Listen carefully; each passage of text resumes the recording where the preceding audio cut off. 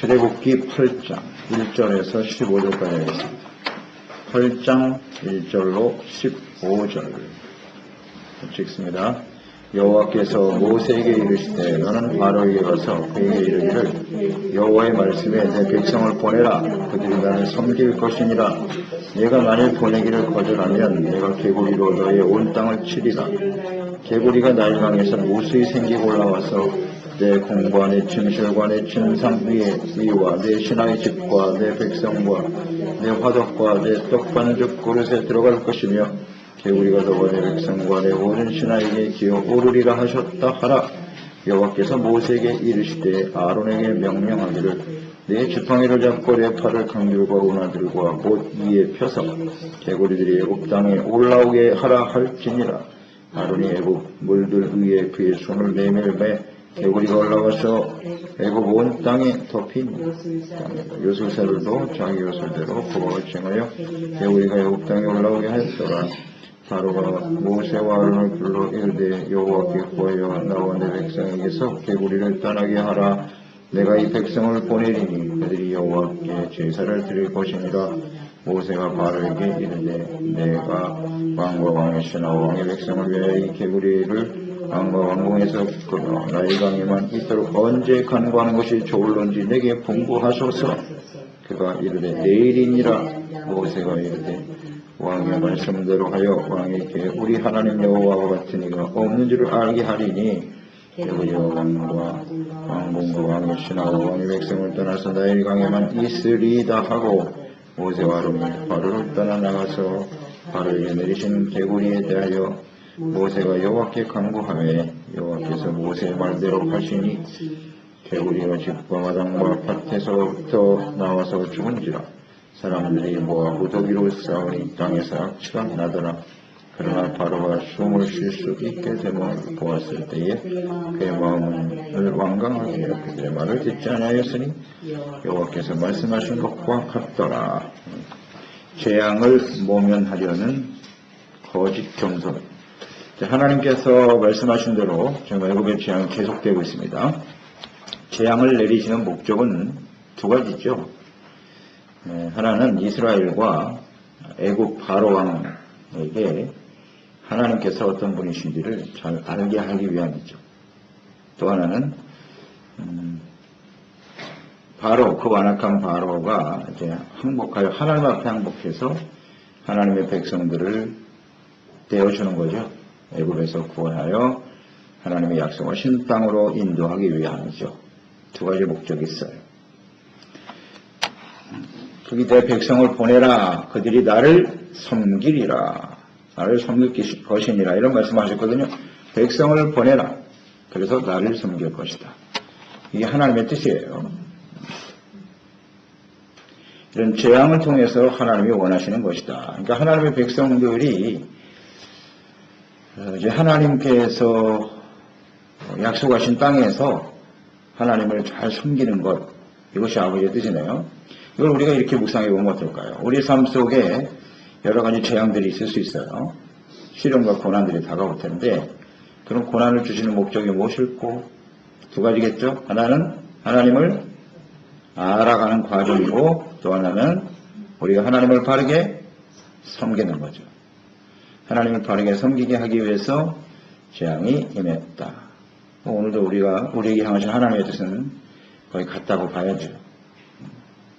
바로는 하나님께서 하시는 일을 마술사로 행할 수 있는 일이다 라고 격화시키죠. 그래서 마술사들이 그 흉내를 내니까 이거는 하나님이 하시는 게 아니라 사람들도 얼마든지 할 수 있는 일이야. 애써 무시하고 관심을 두지 않으려고 했죠. 피해 재앙. 첫 번째 재앙 때는 그렇게 되었습니다. 그런데 두 번째 개구리 재앙을 당하면서 사태가 심각하다는 것을 인식하기 시작합니다. 그래서 개구리 재앙. 왜 개구리 재앙을 하나님께서 내리셨을꼬? 이유가 있을 거 아니에요? 첫 번째 나일강은 풍요의 근원이죠. 삶의 근원을 치신 겁니다. 그 역시 나일강은 그들이 섬기는 우상이었단 말이죠. 그 다음에 이 개구리도 역시 그들은 거룩한 동물로 여겼어요. 개구리를. 그래서 신으로 섬겼더라. 그들이 섬기는 헤카신이 있는데 그 헤카신이 머리가 개구리예요. 개구리로 되어 있는 여신, 지금도 남아있다고 해요.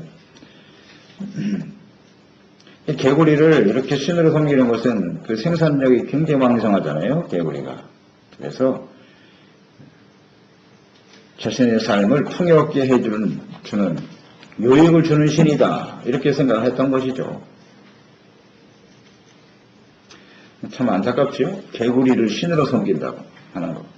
이 개구리의 생산력을 기대하면서, 자, 우리도 그 개구리를 섬기면 자손이 번성하고 풍요한 삶이 될 것이라는 기대죠. 결국 우상이라는 것은 뭐예요? 우상이 왜 존재하는 거냐면 자기를 위하여요. 자신의 삶에 좋은 일이 일어났으면 좋겠다. 자신들의 유익을 위해서 만들어낸 것이 우상이에요. 무엇이든지 다 신으로 만들 수 있어요. 다 정욕이죠. 욕심을 통해서 이루어지는 것이 결국 우상일 수밖에 없다는 것을 우리는 생각합니다. 그래서 우리가 이 우상과 관련해서 묵상할 때마다 깨닫는 거죠. 우리가 주님을 섬기는 것이 과연 하나님을 위해서냐, 나를 위해서냐. 간단한 문제거든요. 간단하면서도 매우 중요한 문제입니다. 하나님을 위해서 주님을 섬기는 것인지, 자기의 만족과 유익을 위해서 섬기는 것인지. 자기를 위해서 하는 것이면 하나님을 버러지 우상으로 만드는 거예요. 주님이 그것 때문에 굉장히 가슴 아파하셨죠. 하나님을 진심으로 사랑하고 그 하나님을 경배하고 인격적으로 하나님을 섬겨야 하는데 하나님을 위한 것이보다는 자기 자신만을 위해서. 그래서 개구리 제왕을 통해서 그들은 개구리를 아주 신성한 동물, 유익을 주는 그런 신으로 여겼단 말이에요. 그걸 하나님께서 개구리를 온 땅에 가득하게 하심으로써 개구리가 이제 신이 아니라 자신들에게 축복을 주는 신이 아니라 뭐가 됐어요? 고통과 저주의 대상이 된 거예요. 온 집안에 그냥 개구리가 가득하니 어떻게 살겠어요? 주님이 그것을 깨닫게 하시는 거예요. 그래서 개구리가 온 땅에 올라와서 왕궁, 또 신하들의 집, 침실까지 상상을 해보세요. 이걸 상상을 해보시라고. 그 다음에 백성들의 모든 집, 부엌에까지 겨들어가지고 떡반죽 그릇까지 그냥 가득하다 이거는. 가장 깨끗해야 될, 편안하게 쉬어야 될 그곳에 그냥 개구리들로 가. 개구리가 신이니까 얼마나 좋겠어, 그렇게 가득하니까. 근데 좋은 게 아니라 그게 고통이었다는 거죠. 신이 아니라 개구리가 이제 완전히 그건 버려져야 할 원수로 여기지는 거죠. 우리의 삶에 고통을 주는 것이구나. 하나님 이걸 깨닫게 하시는지요? 네, 깨닫게 하시는 겁니다. 우리가 그렇게 자기를 위해서 추구하고 우리가 정력을 해서 만들어낸 신이 있을 거예요. 우리에게 유익을 주고 만족을 주는 대상이 있을 거라고요. 그걸 자꾸 섬기게 돼요. 자신도 모르게. 그게 이제 오늘날 다 뭐 돈이겠죠. 물질. 이런 것들을 우리가 자꾸 숭배하고 따라가면요. 그것이 우리에게 뭐가 된다? 고통과 저주의 대상이 되게 만들어 주시더라. 이것이 재앙을 주시는 하나님의 뜻이 아닐까요? 예. 우리가 하나님 위에 더 섬기는 것은 그게 우리에게 기쁨과 만족을 줄 것이라고 기대하지만 하나님께서는 오히려 그것이 저주가 되게 하신단 말이에요. 고통이 되게 한다는 것은 얼마나 귀한 일인지 몰라요. 그걸 깨달으면 하나님께 돌아올 수 있겠지요. 예. 이것은 애국 백성들에게 주는 메시지이기도 하지만 이스라엘 백성들에게도 아주 분명한 교훈을 주고 있는 것입니다. 그들은 개구리가 어떠한 신이라는 걸 알고 있죠. 여기서 430년 동안 살았기 때문에 애굽의 문화에 아주 익숙해요. 그곳에 있는 이스라엘 백성들도요. 자신들도 그렇게 여기고 살았을 거예요, 아마. 그런데 이것이 아니구나. 풍요의 근원은 하나님이시구나. 이것을 아주 분명하게 각인시켜 주시려고 하는 하나님의 뜻을 느낄 수가 있지요. 7절에 보면 요술사들도 개구리를 만들어냅니다. 이 요술사, 마술 부리는 사람들은 뭐야? 이게 다 속이 드는 거잖아요. 마술은 속이는 거라고요. 지금 마술사들도 뭐 손으로 휙 하면 뭐 비둘기가 나오고 그러잖아요. 만들어낼 수 있는 것처럼 보이지만 그건 다 속이는 거라고요. 사실이 아니거든요. 하나님께서 행하시는 일을 지금 모방하는 건데 이들은 사람들의 눈을 속임으로써 마술을 행함으로써 지금 하나님의 행하시는 일을 사람의 일로 격화시키고 있단 말이죠. 이게 속이는 것이거든요. 그래서 하나님의 역사, 하나님이 하시는 일을 지금 대적하고 있는 거예요. 대적하고 있는 것이고 또 하나님이 하시려고 하는 일을 지금 방해하고 있는 것이에요. 이게 사탄의 일인 것이죠. 사탄의 일입니다. 근데 문제는 애굽의 이 마술사들은 개구리를 나타내기는 했어요. 그러나 문제는 그것을 없앨 수는 없다는 거죠. 그게 이제 그들이 가지고 있는 한계죠. 한계입니다.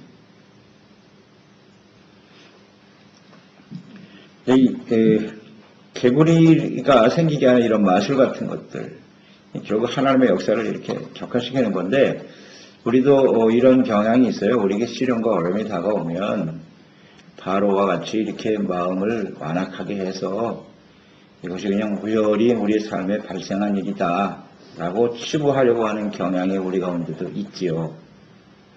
하나님이 하시는 일이 아니라 어떻게 하다 보니까 내가 운이 없어서 이런 식으로 치부하려고 하는 경향이 있다고요. 그러니까 그런 일이 나의 잘못으로 인해서 다가왔다고 생각하지 않아요. 그게 참 쉽지가 않아요. 그걸 인정한다는 것 자체가 쉽지가 않다고요. 그래서 자꾸 사람의 일로 우연히 발생한 걸로 자꾸 치부한다고. 그렇게 되면 이 근본적인 문제가 해결이 안 되겠죠. 해결이 안 됩니다. 이 바로와 같은 마음이거든요. 바로와 같은 자세는 바람직하지 않아요. 그러니까 이 바로의 마음을 주님이 아시고 더 강한 재앙들이 계속해서 일어나게 되는 거예요. 그것은 하나님의 일로 인정하지 않으니까. 하나님의 역사를 인정할 수 있을 때까지 계속하시는 거예요. 이것을 우리는 생각해야 합니다. 마술사들이 행하는 일들, 그 속에서 우리가 깨달을 수 있는 교훈이에요. 이제 우연히 어떻게 하다 보니까 일어나는 일이다 라고 생각하지 말자는 거죠.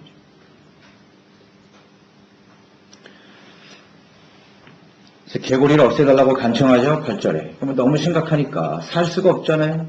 살 수가 없죠. 개구리가 또 조용하기는 하나. 계속 울어대니까 그 상상을 해보세요. 그 집안에 가득한 개구리가 울어대는 그 모습 속에 어떻게 살겠어요? 살 수가 없지. 그런 게 결국은 간청을 하는 거예요. 바로가 모세와 아론을 불러놓고 없애달라고. 굉장히 겸손한 것 같이 보입니다. 겸손한 모습이 보이죠? 모세에게 부탁하면, 모세가 하나님께 부탁하면 이 문제가 해결될 수 있을 것이라는 생각을 갖기 시작했네요, 드디어. 자기 힘으로 좀 해결해 보지. 안 되거든요. 그러니까 이제 모세에게 가서 간청을 하는 겸손한 모습이 보입니다. 굉장히 심각했다는 거죠. 그러니까 하나님을 무시하고 교만했던 바로의 태도가 분명 변화가 있습니다. 변화가 일어났어요. 그래서 하나님의 역사하심을 인정하지 않을 수 없는 그런 상황이 벌어졌죠. 그리고 말했습니다. 이 재앙이 끝나면 이것을 개구리를 없애주면 너희들이 가서 제사를 드릴 수 있게 해주겠다. 이것도 거짓이죠. 상황을 모면하려고 하는 거짓 약속을 하게 되는 거예요. 그랬을 때 9절에 자 그러면 개구리가 언제 사라지게 해드릴까요? 그리고 바로 왕에게 물었어요. 모세가 언제가 좋을까요?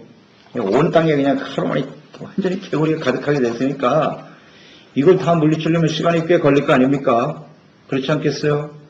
온 애굽 땅이 개구리 천지인데 물었어요. 언제까지 시간을 두면 좋겠습니까? 그랬더니 뭐라고 대답했죠? 내일입니다. 내일이에요. 내일까지 다 없애달래.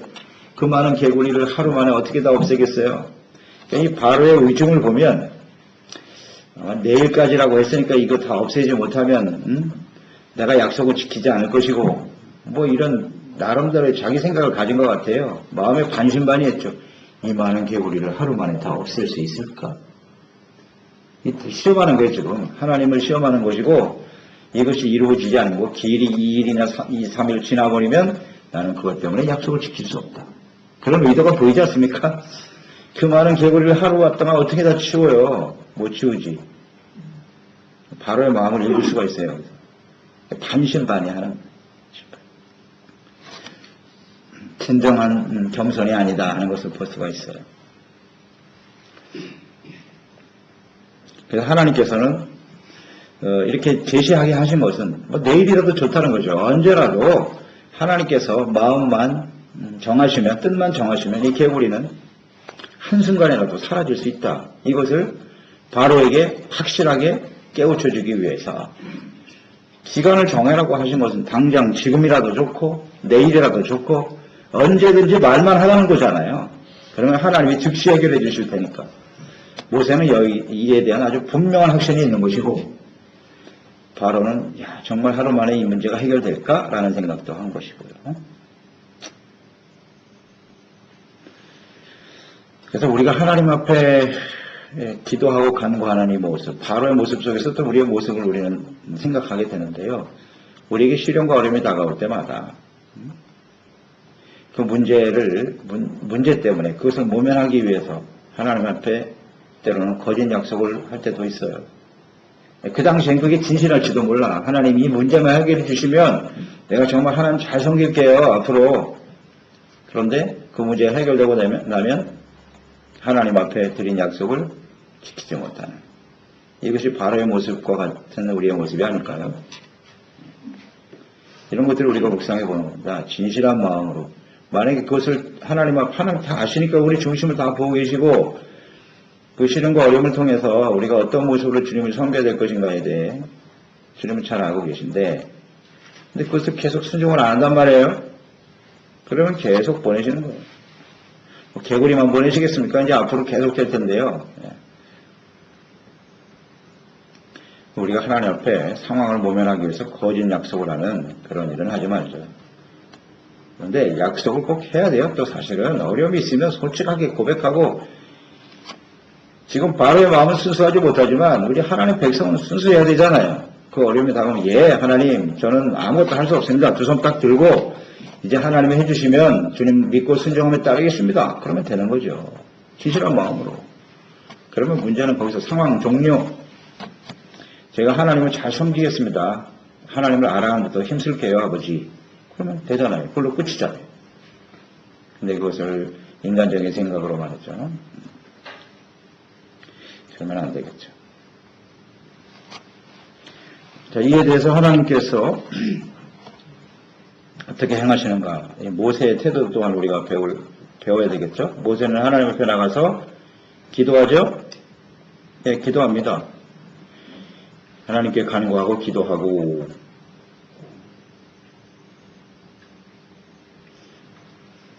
여호와께서 13절에 보면 여호와께 간구하면, 12절에 여호와께 간구하면죠.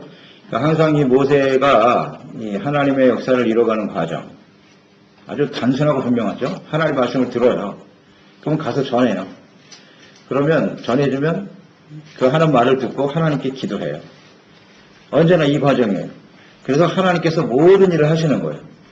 이걸 우리는 잘 배워야 돼요. 그러니까 여호와께서 모세의 말대로 하시니 또 하나님은 또 그 말대로 하세요.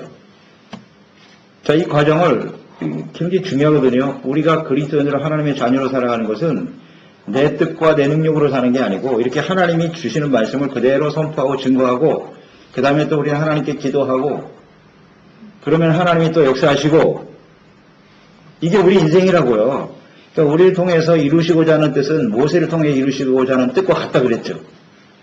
우리를 구원하고, 그리고 머리를 통해서 많은 사람들이 구원받는 거죠. 그래서 하나님의 나라를 이루시는 이 큰 하나님의 뜻은 언제나 변하지 않거든요.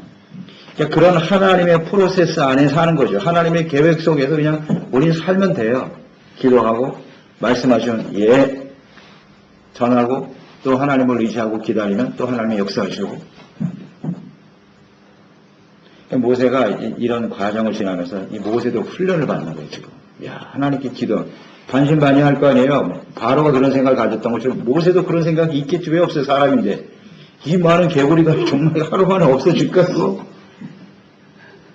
이거 내가 말하고 안 되면 어떡하지? 그런 생각이 들죠. 우리가 하나님의 말씀을 선포하지만 상황이 녹록지가 않거든요. 이거 안 되면 어떡하나? 그런데 그런 건 다 버리고요. 그냥 기도하는 거예요. 하나님, 내일이랍니다, 내일. 이거 하실 수 있을까요?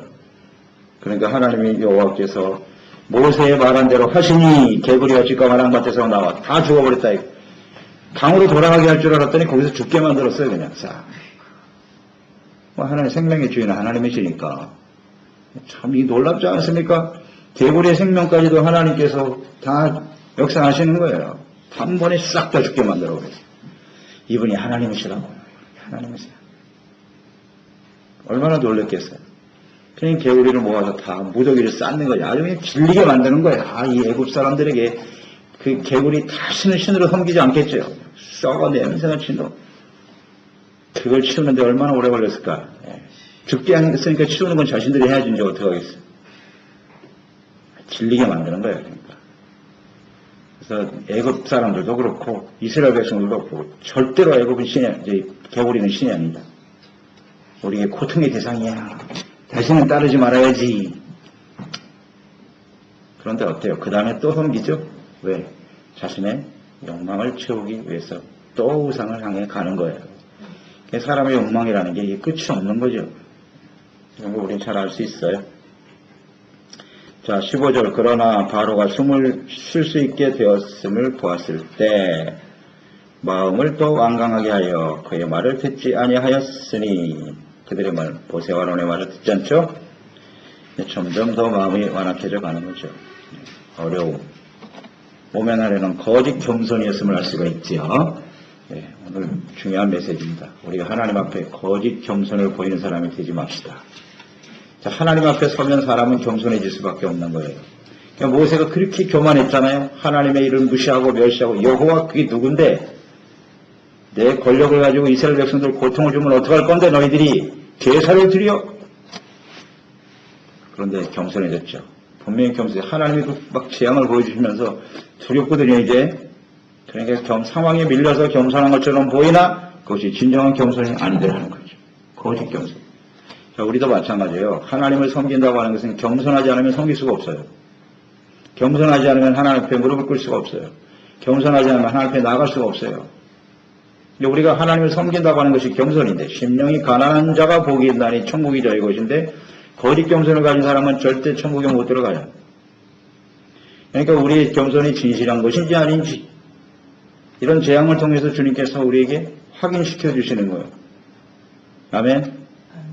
재앙을 주시는 이유는 우리에게 고통과 시련을 주시는 이유는 겸손해지라는 거죠. 간단해요. 어려운 거 아니에요. 겸손하게 하나님을 인정하고 하나님을 섬기는 일에 집중하라는 거죠. 그런데 그 상황에 해결이 되고 문제가 해결이 되면 그 다음에 어때요? 태도가 또 달라지나요? 이 바로처럼. 이 바로의 모습이 곧 우리의 모습일 수 있다는 것을 알아야 돼요. 그래서 어려울 때는 하나님 잘 믿겠습니다 해놓고 잘 되면 다 부패하고. 이게 거짓 겸손이에요. 거짓 겸손. 이런 사람들이 바로 왕 애굽 백성들만의 문제가 아니잖아요. 이스라엘 백성들이 곧 나타날 모습이죠. 아유, 이 애굽에서 우리 노예에서 해방만 시켜주세요. 왜 해방시켜줬어요? 가나안 땅